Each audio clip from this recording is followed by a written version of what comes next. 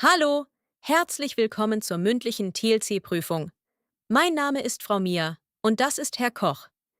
Die Prüfung besteht aus 3 Teilen: sich vorstellen, Bild beschreiben und etwas planen. Sie sind Teilnehmerin A und Sie sind Teilnehmer B und wir fangen mit Teilnehmerin A an. Ich bitte Sie zunächst, sich einmal kurz vorzustellen. Hallo, guten Tag. Ich heiße Lena Nowak. Ich bin 29 Jahre alt. Ich bin in Tschechien, in Prag geboren und aufgewachsen. Prag ist eine sehr schöne und alte Stadt. Es leben ungefähr 1,3 Millionen Menschen dort. In Prag gibt es viele Touristen und alte Gebäude. Ich lebe seit ungefähr 8 Monaten in Wien. Noch bin ich arbeitslos, aber in Tschechien habe ich 4 Jahre als Friseurin gearbeitet. Nach dem Deutschkurs möchte ich in einem Friseursalon arbeiten. Meine Eltern leben noch in Prag. Hier lebe ich alleine. Ich spreche Tschechisch als Muttersprache. Ein bisschen Englisch spreche ich auch. Und jetzt lerne ich Deutsch. Was machen Sie in Ihrer Freizeit? Ich gehe gerne spazieren und treffe manchmal Freunde. Ich mag auch Filme schauen. Was für Filme schauen Sie gern? Ich schaue meistens Romanzen und Komödien. Manchmal schaue ich auch Dokumentationen, weil ich neue Dinge lernen möchte. Sie möchten in einem Friseursalon arbeiten. Haben Sie schon etwas versucht? Ja, ich habe einen Salon besucht und gefragt. Aber mein Deutsch war noch nicht gut genug. Deshalb lerne ich jetzt intensiv. Das ist sehr wichtig für mich. Dankeschön. Dann machen wir mit Teilnehmer B weiter. Hallo, guten Tag. Ich heiße Ahmed Bouazza. Ich bin 34 Jahre alt. Ich bin in Marokko, in Casablanca geboren und aufgewachsen. Casablanca ist eine sehr große und moderne Stadt. Es leben ungefähr 4 Millionen Menschen dort. Das Meer ist sehr nah und das Wetter ist meistens schön. Ich lebe seit 6 Monaten in Köln. Ich arbeite hier als Reinigungskraft, aber das ist nur für jetzt. In Marokko habe ich 7 Jahre als Elektriker gearbeitet. Nach dem Deutschkurs möchte ich wieder als Elektriker arbeiten. Meine Frau und meine 2 Kinder leben noch in Casablanca. Ich lebe hier alleine und vermisse meine Familie sehr. Ich spreche Arabisch und Französisch als Muttersprache. Ein bisschen Englisch spreche ich auch. Und jetzt lerne ich Deutsch. Was machen Sie in Ihrer Freizeit? Ich telefoniere viel mit meiner Familie. Und ich lerne jeden Abend Deutsch. Manchmal gehe ich auch in die Moschee. Sie vermissen Ihre Familie. Ist das schwer für Sie? Ja, es ist manchmal sehr schwer. Aber ich mache das für meine Familie. Ich möchte hier Arbeit finden und dann kommen sie auch. Sie haben als Elektriker gearbeitet. Was brauchen Sie, um das hier zu machen? Ich brauche gutes Deutsch und muss meine Dokumente übersetzen lassen. Das kostet Zeit, aber ich bin geduldig. Dankeschön. Teil 1 Präsentation beendet. Wir fangen mit Teil 2 Bildbeschreibung an. Auf dem Foto sehe ich eine Familie. Es handelt sich um eine Frau, einen Mann und 2 Kinder, einen Jungen und ein Mädchen. Die Frau trägt eine hellblaue Bluse mit Blumenmuster. Sie hat lange, dunkelbraune Haare. Der Mann trägt ein dunkelblaues Hemd. Er hat kurze, dunkelbraune Haare. Der Junge trägt ein blau-weiß gestreiftes Shirt. Das Mädchen trägt ein pinkes Oberteil. Sie alle sehen sehr glücklich und entspannt aus. Ich habe den Eindruck, dass sie eine schöne Zeit zusammen verbringen. Im Vordergrund sehe ich einen großen Holztisch. Auf dem Tisch stehen viele Teller mit Essen, ein gebratenes Hähnchen, Salat, Brot und ein Krug mit Saft. Daneben sehe ich Gläser und Besteck. Im Hintergrund befindet sich eine gemütliche Küche mit Holzregalen, einer Lampe und einem Fenster. Das Licht ist warm und schön. Sie sind drinnen. Sie sitzen zusammen am Tisch und essen. Ich denke, sie reden und lachen dabei. Wahrscheinlich ist es ein normaler Familienabend oder vielleicht ein besonderer Tag. Das Thema des Fotos ist Familie. Das Foto zeigt eine Situation in der Küche, beim gemeinsamen Essen. In meiner Heimat in Marokko war das Essen zusammen sehr wichtig. Jeden Abend haben wir als Familie gegessen und viel geredet. Ich vermisse das sehr, weil ich jetzt alleine in Köln lebe. Meine Frau und meine Kinder sind noch in Casablanca. Wenn sie zu mir kommen, möchte ich für sie kochen und genau so einen schönen Abend zusammen haben. Das Foto zeigt eine Familie beim Essen. Sie haben erwähnt, dass Sie Ihre Familie sehr vermissen. Wie halten Sie den Kontakt zu Ihrer Familie in Marokko? Ich telefoniere jeden Tag mit meiner Frau und meinen Kindern. Wir benutzen das Handy und sehen uns per Video. Das ist schön, aber es ist nicht gleich wie Zusammensein. In Deutschland essen viele Familien oft getrennt, jeder zu einer anderen Zeit. Ist das bei Ihnen in Marokko anders? Ja, das ist bei uns ganz anders. In Marokko essen wir immer zusammen. Das ist sehr wichtig für uns. Die Familie sitzt zusammen, man redet, man lacht. Ich finde das sehr schön und ich hoffe, das machen wir auch hier in Deutschland, wenn meine Familie kommt. Man sieht auf dem Foto mehrere Männer. Es handelt sich um eine Gruppe von ungefähr 7 bis 8 jungen Männern. Die Männer tragen Sportkleidung, Trikots und kurze Hosen. Ein Mann in der Mitte trägt ein blaues T-Shirt und eine dunkelblaue kurze Hose. Links neben ihm trägt ein Mann ein dunkelblaues Trikot mit weißer Hose. Die anderen tragen verschiedene Trikots in weiß, rot-blau und schwarz. Alle tragen Sportschuhe. Die meisten Männer haben kurze, dunkelbraune Haare. Sie sehen fröhlich und energisch aus. Ich habe den Eindruck, dass sie sehr viel Spaß haben. Außerdem sehe ich einen Fußball auf dem Boden. Der Mann in der Mitte scheint gerade den Ball zu schießen. Im Hintergrund befinden sich viele große Bäume und grüne Wiesen. Dahinter sieht man andere Menschen, die auf dem Gras sitzen. Sie sind draußen. Sie spielen Fußball auf einer grünen Wiese im Park. Ich denke, das ist kein offizielles Spiel. Wahrscheinlich spielen sie einfach zum Spaß mit Freunden. Das Thema des Fotos ist Sport und Freizeit. Das Foto wurde im Park aufgenommen, bei schönem Wetter.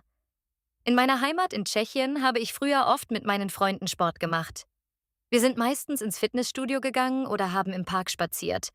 Fußball haben wir nicht so oft gespielt, aber ich finde es schön, wenn Menschen zusammen Sport machen. Hier in Wien möchte ich auch mehr Sport machen, weil das gut für die Gesundheit ist und man so auch neue Leute kennenlernen kann. Sie haben erwähnt, dass Sport gut für die Gesundheit ist. Treiben Sie selbst regelmäßig Sport? Ja, ich versuche es. Ich gehe manchmal joggen im Park, weil das kostenlos ist und ich die frische Luft mag. In Tschechien war ich öfter im Fitnessstudio, aber hier habe ich noch kein günstiges gefunden. Das Foto zeigt Männer, die zusammen Fußball spielen. Denken Sie, dass Mannschaftssport besser ist als Sport alleine? Ich denke, Mannschaftssport ist schöner, weil man zusammen ist und sich gegenseitig motiviert. Wenn ich alleine Sport mache, höre ich manchmal schnell auf. Aber mit anderen macht es mehr Spaß und man bleibt länger dabei. Hallo Ahmed, wie geht's dir? Hallo Lena, danke, ganz gut. Und dir? Mir geht es auch gut, danke. Ich wollte dich etwas fragen. Nächste Woche hat unser Freund Marco Geburtstag. Ich würde vorschlagen, dass wir eine kleine Feier für ihn organisieren. Was denkst du darüber? Ich finde deinen Vorschlag super, Lena. Ich freue mich schon sehr darauf. Wann hättest du Lust, die Feier zu machen? Wir könnten das am Samstag machen. Was meinst du? Ich finde deinen Vorschlag gut, aber es wäre besser, wenn wir am Freitagabend feiern, weil Marco am Samstag arbeiten muss. Passt das für dich? Ja, Freitag passt mir auch gut. Und wo sollen wir die Feier machen? Wir könnten sie bei mir zu Hause machen, weil ich ein großes Wohnzimmer habe. Was meinst du? Da stimme ich zu. Das ist eine sehr gute Idee. Wen möchtest du einladen? Ich würde gerne Jana und Sophia einladen. Was denkst du darüber? Das gefällt mir richtig gut. Ich würde auch gerne meinen Nachbarn Karim einladen, weil er Marco auch gut kennt und eine sehr nette Person ist. Dann sind wir ungefähr 5 oder 6 Personen. Was meinst du? Ja, das klingt perfekt. Was sollen wir zu essen machen? Wir könnten einen Kuchen backen oder belegte Brote vorbereiten. Was denkst du darüber? Ich finde deinen Vorschlag super, Lena. Ich mag Kuchen sehr. Wir könnten dazu auch ein paar kleine Snacks und Salate vorbereiten, damit alle etwas zu essen haben. Hervorragender Vorschlag. Ich backe sehr gerne Kuchen. Ahmed, weißt du was? Wir brauchen noch Kerzen, Luftballons und etwas zu trinken. Könntest du bitte Getränke mitbringen?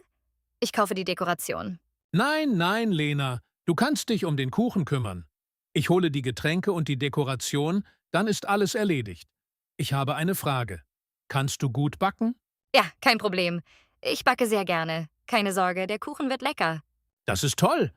Dann mache ich nach der Feier sauber, weil die Feier bei mir ist. Ahmed, hast du eine Bluetooth-Box? Vielleicht möchten wir Musik hören und tanzen. Ja, ich habe eine Bluetooth-Box in meinem Zimmer. Du kannst einfach dein Handy verbinden und Musik abspielen. Das ist super. Dann ist alles geplant. Okay, Lena, ich freue mich sehr auf die Feier. Bis Freitag. Tschüss, bis Freitag. Hallo, herzlich willkommen zur mündlichen TLC-Prüfung. Mein Name ist Mia Klein und das ist Herr Becker. Die Prüfung besteht aus 3 Teilen: sich vorstellen, Bildbeschreibung und etwas gemeinsam planen. Sie sind Teilnehmerin A und Sie sind Teilnehmer B. Wir fangen mit Teilnehmerin A an. Ich bitte Sie, sich zunächst kurz vorzustellen. Hallo, guten Tag, ich heiße Olena Schwedenko. Ich bin 27 Jahre alt, ich bin in der Ukraine, in Charkiw geboren und aufgewachsen. Charkiw ist eine wichtige Universitätsstadt im Osten der Ukraine. Es leben dort ungefähr 1,4 Millionen Menschen. Wegen des Krieges bin ich vor 2 Jahren nach Deutschland gekommen. Ich lebe seit ungefähr 18 Monaten in Leipzig. Im Moment besuche ich noch einen Deutschkurs, aber in der Ukraine habe ich als Grafikdesignerin gearbeitet. Nach dem Sprachkurs möchte ich gerne wieder in meinem Beruf arbeiten oder eine Weiterbildung machen. Meine Eltern leben noch in der Ukraine, aber mein Bruder ist mit mir zusammen nach Deutschland gekommen. Ich spreche Ukrainisch und Russisch als Muttersprache. Außerdem spreche ich gut Englisch und jetzt lerne ich Deutsch. Was machen Sie in Ihrer Freizeit? Ich male gerne und ich gehe auch oft spazieren, besonders im Park. Was für Bilder malen Sie am liebsten? Ich male am liebsten Landschaften und manchmal auch Porträts von Freunden. Sie haben erwähnt, dass Sie als Grafikdesignerin gearbeitet haben. Was haben Sie vor, nachdem Sie Ihr B1-Zertifikat bekommen haben? Ja, ich habe viel Erfahrung im Grafikdesign und möchte danach eine Anerkennung für meinen Beruf beantragen. Ich weiß, dass ich dafür wahrscheinlich auch B2-Niveau brauche, aber das ist mein Ziel. Dankeschön. Dann machen wir mit Teilnehmer B weiter. Hallo, guten Tag. Ich heiße Hassan Al-Khatib. Ich bin 31 Jahre alt. Ich bin in Syrien, in Aleppo geboren und aufgewachsen. Aleppo war früher eine sehr lebendige und historische Stadt mit vielen alten Märkten. Es haben dort früher über 2 Millionen Menschen gelebt. Wegen des Krieges habe ich Syrien vor einigen Jahren verlassen. Ich lebe jetzt seit ungefähr 3 Jahren in Hamburg. Noch arbeite ich nicht, aber in Syrien habe ich 10 Jahre als Elektriker gearbeitet. Nach dem Deutschkurs möchte ich gerne eine Umschulung oder eine Ausbildung im Elektrobereich machen. Meine Familie lebt zum Teil noch in der Türkei, weil wir von dort geflohen sind, und ich lebe hier mit meiner kleinen Tochter zusammen. Sie ist 6 Jahre alt und geht hier schon in die Grundschule. Ich spreche Arabisch als Muttersprache. Außerdem spreche ich ein bisschen Türkisch und jetzt lerne ich Deutsch. Was machen Sie in Ihrer Freizeit? Ich spiele gerne Fußball mit Freunden und ich koche auch sehr gerne. Was kochen Sie am liebsten? Ich koche am liebsten syrische Gerichte, zum Beispiel Kibbe oder Hummus. Sie haben erwähnt, dass Sie 10 Jahre als Elektriker gearbeitet haben. Was haben Sie vor, nachdem Sie Ihr B1-Zertifikat bekommen haben? Ja, ich habe viel praktische Erfahrung als Elektriker und möchte nach der Schule eine Ausbildung oder eine Anerkennung meines Berufs machen. Ich weiß, dass die Sprache dafür sehr wichtig ist, aber ich gebe mein Bestes. Dankeschön. Teil 1, Präsentation beendet. Wir fangen Teil 2, Bildbeschreibung an.